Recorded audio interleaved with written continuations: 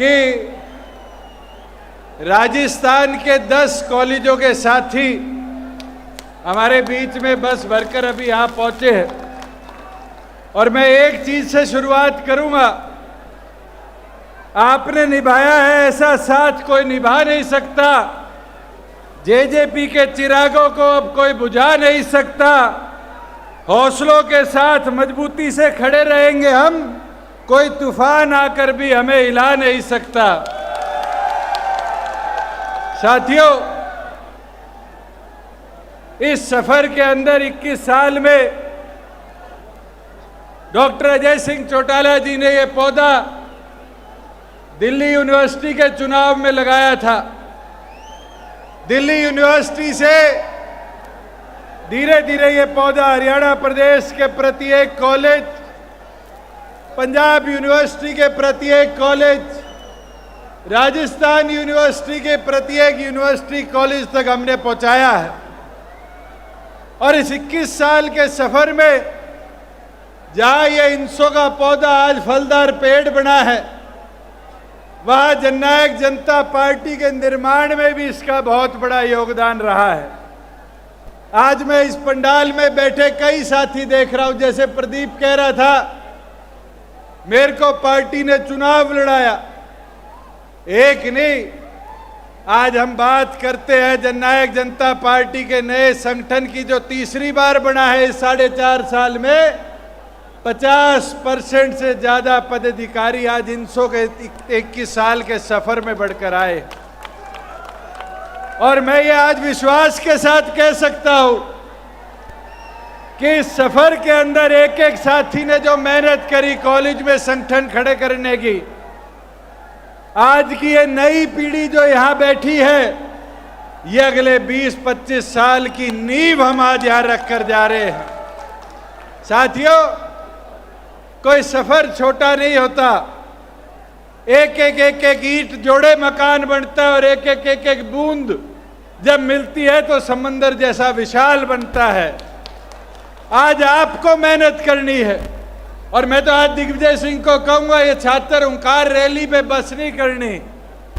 आपके पड़ोस के राजस्थान के अंदर अब कॉलेजों के, यूनिवर्सिटियों के चुनाव आने वाले हैं इस महीने के अंत तक। ये प्रतीक मेहरिया जी, युवा प्रदेश अध्यक्ष राजस्थान, यहाँ हमारे बीच में बैठे हैं। प्रतीक जी, इस टीम को आह्वान करो कि अगले 25 दिन राजस्थान के एक कॉलेज में जाकर कैंडिडेट उतारने का काम करे और नवंबर के विधानसभा चुनाव की नींव को और मजबूत करने का काम करो। साथियों, जब घुसेंगे कॉलेजों में, नए योद्धा, नया वोटर आपके साथ जुड़ेगा, तभी जाके तो आपकी पहुंच मजबूत होगी। और मैंने देखा है एक वो साथी जो 2007 में मेरे साथ दिल्ली यूनिवर्सिटी में डोर टू डोर किया करता था, आज राजनीतिक तौर पर ही नहीं, राजनीतिक तौर से भी आगे बढ़कर आज हमारे साथी IAS IPS है, HCS HPS है, पड़ोस के राज्य में अफसर है, और तो और आज हमारे साथी अलग अलग इंस्टीट्यूट्स के अंदर, इंडस्ट्री के अंदर, कॉरपोरेशंस के अंदर, कॉरपोरेट्स के अंदर अपनी जगह बनाकर बैठे हैं। हमें खुशी होती है। आज ये साथी कहीं दिखे मेरे को, कोई लेक्चरर लगा हुआ है, कोई प्रोफेसर लगा हुआ है। ये इसलिए मुमकिन हो पाया कि इनकी आवाज कोई बना, उस आवाज ने संघर्ष किया, संघर्ष करके इनके अधिकारों की लड़ाई को लड़ने का काम किया। मुझे वो दिन भी याद है, इस मंडी से 4 किलोमीटर दूर जब पहली बार छात्र संघ चुनाव की बात आई, मेरा एडमिशन था गुरु जम्बेश्वर यूनिवर्सिटी में। मैंने जाके गेट के ताला लगा दिया, चाहे मैं सांसद था, ये पत्रकार साथी कवर करने आए थे। ताला लगाया, VC साहब का दिल्ली आगमन से जहाज पकड़ना था, और हमने ताला लगा के कसम खा ली कि अगर रिटर्न एश्योरेंस लेंगे तो वाइस चांसलर से लिखित तौर पे वाइस चांसलर के साइन पे करेंगे। रजिस्ट्रार आया, डीन आया, कहने लग गया कि VC साहब तो दिल्ली है। मैं कहा 4 घंटे बैठे रहेंगे, बुला लो, जब आश्वासन दोगे, ज्ञापन के तौर पे लोगे, तभी जाके दरवाजा खोलेंगे। साथियों, 4 घंटे बैठना पड़ा। और 4 घंटे में वीसी साहब एयरपोर्ट से निकले, ज्ञापन की रिसीविंग पे साइन किया, ईमेल कराकर हमारे पास पहुंचा, जब जाके गुरु कुंभेश्वर यूनिवर्सिटी का ताला खुला। ये दिग्विजय सिंह, जसविंदर खेरा, मंजू, ये 5 लोग इधर भूख हड़ताल पर बैठे। इनमें से तो कोई प्रत्यक्ष अप्रत्यक्ष चुनाव लड़ने के लिए नहीं मैदान में उतरा। अगर उतरा तो ये आपकी आवाज के लिए उतरे। भूख हड़ताल पे 5 दिन बैठे।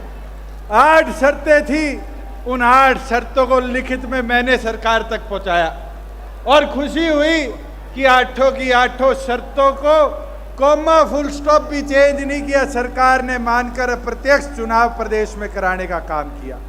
और आज प्रदीप कह रहा था कि चुनाव के लिए परमिशन दे दो। साथियों, आप छात्र संगठन हो, आप अपनी लड़ाई लड़ते हो, सरकार के अंदर बात करनी होगी, हम 10 हैं, हम वहां पर बात रखने का काम करेंगे। मगर अपनी मुहिम तो शुरू करो।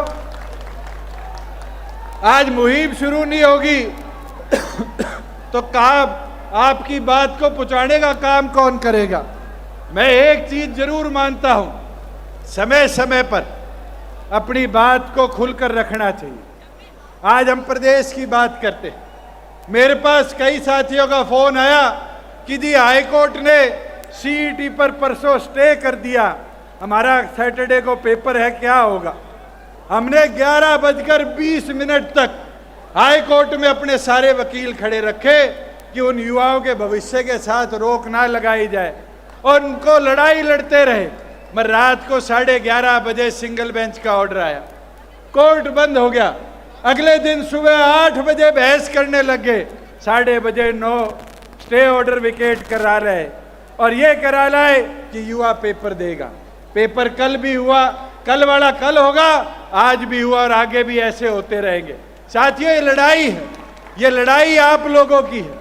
उस लड़ाई को लड़ना कानूनी तौर पे काम हमारा है और हम लड़ते रहेंगे, मगर समय समय पर वो लड़ाई, वो बात हमारे तक पहुंचानी भी तो जरूरी है। कोरोना था, 2 साल तुम सो गए थे कि चुनाव की बात ही नहीं करी। आज बात आई है और मैं ये वादा करता हूं, तुम शुरुआत करो, एक कॉलेज से, एक यूनिवर्सिटी से सरकार के तौर पर मंजूरी दिलवाकर प्रदेश में हम छात्र संघ चुनाव करवाने का काम करेंगे। साथियों, जहां पार्टी की बात है, हम 10 लोगों ने प्रदेश के अंदर बदलाव कितने लाने का काम किया। आज हम देखते हैं, आज हम सुनते हैं, आज हम करते हैं। आज कांग्रेस के साथी कहते हैं प्रदेश बर्बाद हो गया। ये हिसार के साथी बैठे, पूछो कितना बड़ा रनवे बन रहा है। देश का सबसे बड़ा अगर कोई एयरपोर्ट बनेगा 7200 एकड़ में, तो हरियाणा के इस हिसार की धरा पर बनेगा। क्या प्रदेश बर्बाद हुआ? हिसार शहर में आप आए हो, जाम की स्थिति थी। इस जाम से निजात मिलाने के लिए 700 करोड़ का एलिवेटेड पुल बनेगा, तो फायदा किसको होगा? हरियाणा प्रदेश के हिसार को। मैंने एक शुरुआत करी थी इसी हिसार से और उस समय सांसद था, कहता था फाटक मुक्त हरियाणा बनाएंगे, शुरुआत हिसार से करेंगे। आज तथ्यों के साथ कहता हूं, आज एक फाटक रह गया था, उसकी भी 15 दिन पहले मंजूरी आ गई और देश का पहला जिला होगा जो 100% फाटक रहित होगा। साथियों, नियत और काम करने की तो कोई कमी नहीं रहती। आज उठाकर देखो, 34,000 करोड़ का निवेश प्रदेश में आया। 34,000 करोड़ में कोई कंपनी प्रदेश छोड़कर नहीं भागी। कांग्रेस का शासन था, गोलियां चली, लाठियां बरसी, हीरो गई, होंडा गई, मारुति गई। क्या मारुति को वापिस नहीं लाए? खरखोदा में वापिस लाए और खरखोदा के अंदर देश का नहीं दुनिया का सबसे बड़ा प्लांट हम बढ़ाने का काम कर रहे हैं। वहां कोई हजारों नहीं, मेरे को पहले अनुमान था कि 10-12 हजार गाड़ी साल की निकलेगी। फिर मारुति के साथियों से बात हुई, उनसे पूछा कि 1 साल में उस प्लांट से कितनी गाड़ी निकालोगे? तो उनने बताया 1 साल जब पूरी कैपेसिटी पे प्लांट चलेगा 10,000 गाड़ी तो सिर्फ पहले साल निकलेगी, 10 लाख गाड़ी मारुति के प्लांट से पर वर्ष हम निकालने का काम करेंगे। 10,000 गाड़ी का मतलब क्या है? 15 से 20 हजार युवाओं को 24 घंटे का रोजगार हम खरखोदा में बनाकर देने का काम करेंगे। अरे कांग्रेस का राज तो वो था जब दिल्ली से चला करते थे और एक लोकसभा क्रॉस कर लिया करते थे। चाहे हिसार की तरफ आओ तो हमारे वो सिंगवा गांव है इसका ईश्वर का, उस वाली नहर के बाद सड़क छोटी हो जाती थी। भिवाड़ी जाओ तो भूपेंद्र का गांव है खेरडी मोड़, उस खेरडी मोड़ के बाद सड़क छोटी हो जाती थी। जींद जाओ तो अमरजीत जी के हल्के जुलाना में घुसते ही सड़क छोटी हो जाती थी। और तो और सोनीपत को तो अपना कहते थे। बड़ौदा चले जाओ, आप गुहाना चले जाओ, डॉक्टर साहब बैठे हैं, वो पवन बैठा है, खरखोदा चले जाओ, ऐसा कोई क्षेत्र नहीं था जहां पर सड़क पाकिस्तान इंडिया के बॉर्डर की तरह बंद होकर छोटी हो जाती थी। आज घूमकर देखो, आज घूमकर देखो कहीं हरियाणा में भेदभाव हो। ये साथी कहते हैं एक विधायक नहीं हरियाणा प्रदेश में जो कहता हो कि 25 करोड़ की सड़कें उसकी विधानसभा में हमने बनवाने का काम नहीं किया। ऐसा कोई विधानसभा का मेंबर नहीं है जो ये आज कहता हो कि हमारे वहां पर 5-5 करोड़ रुपए विधायक के विकास कार्यों के लिए हरियाणा की सरकार ने देने का काम नहीं किया। साथियों ये नीयत पे है और नीयत साफ थी। जब मुमकिन हो पाया हर 3 में से 1 राशन डिपो हमारी बहन को माता को मिलेगा। नीयत साफ थी, ये मुमकिन हो पाया कि हरियाणा प्रदेश की पंचायतों में हर दूसरा मेंबर, दूसरा सरपंच हरियाणा प्रदेश की एक माता बहन है। साथियों ये मुमकिन हो पाया जहां CAT के बराबर हमने HTET को करने का काम किया। साथियों ये मुमकिन हो पाया जो वादा हमारा था कि दूसरे जिले में जाकर HTET का पेपर नहीं देना पड़ेगा, हमने 50 किलो के अंदर अंदर 50 किलोमीटर के अंदर अंदर युवा साथियों के पेपर करवाने का काम किया। अनेक चीज है, एक एक विषय पर अगर चर्चा करें तो बहुत लंबा समय निकल जाएगा। पर साथियों एक चीज आपको बोल सकता हूं और बड़े प्यार से बोल सकता हूं, किसी एक अच्छे साथी ने लिखकर भेजी थी और पढ़ते पढ़ते बड़ा मजा भी आया। अब इसको ये पत्रकार साथी चलाए किसके प्रति ये तो मुझे पता नहीं, पर मैंने एक चीज सीखी है, नकारे हुए लोग, दुत्कारे हुए लोग बैकी बैकी बात करते हैं हजारों से हारे हुए लोग।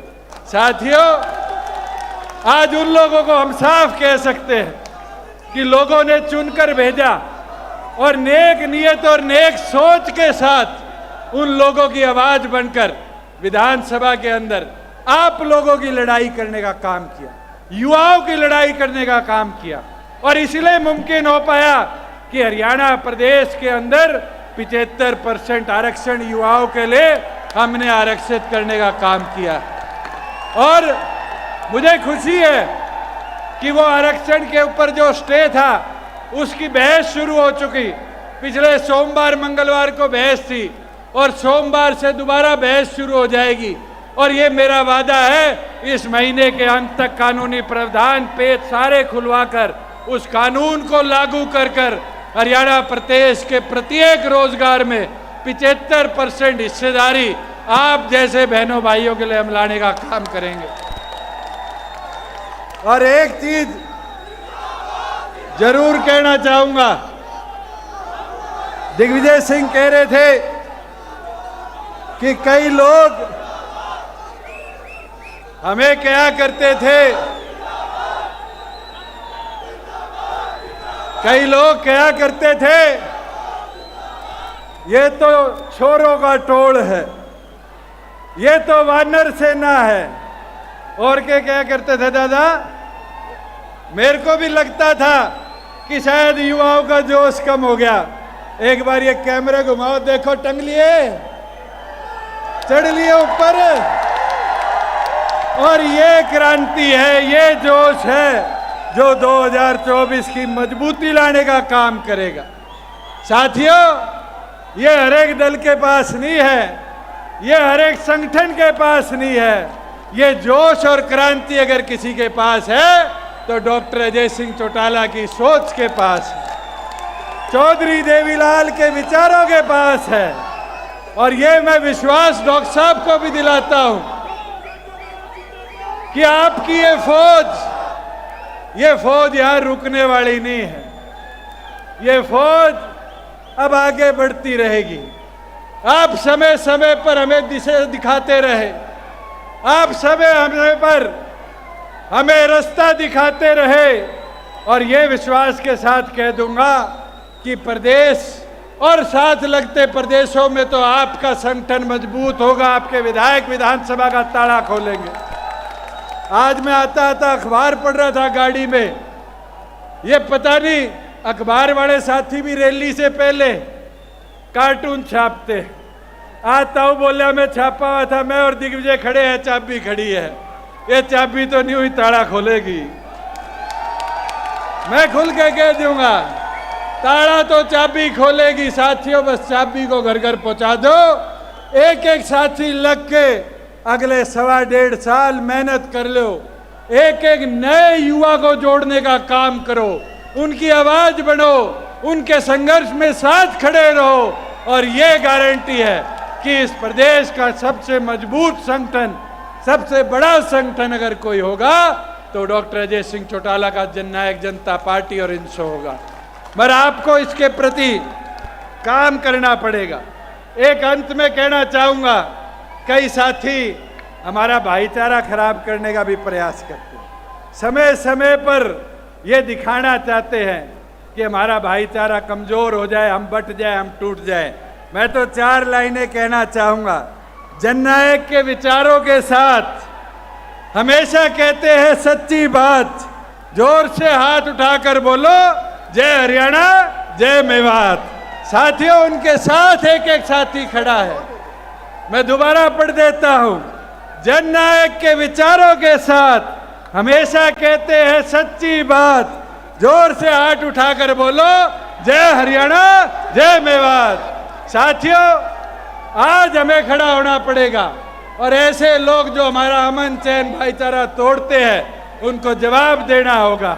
और मजबूती से खड़ा होकर दोगे तो ये विश्वास है कि चौधरी देवीलाल ने 1967 में जो ये हरियाणा रूपी पौध पैदा लगाया था, आज देश की अर्थव्यवस्था पे 3रे नंबर पर है। आज देश की अर्थव्यवस्था पे 3रे नंबर पर है। 10% फौज में हम जवान भेजते हैं। साथियों आज ये मुमकिन हो पाया है तो सिर्फ आप जैसे कर्मठ साथियों और लोगों की वजह से हो पाया है। मैं तो इसी के साथ आप सब यहाँ आए, आप सबका आभार व्यक्त करता हूँ। बहुत बहुत धन्यवाद।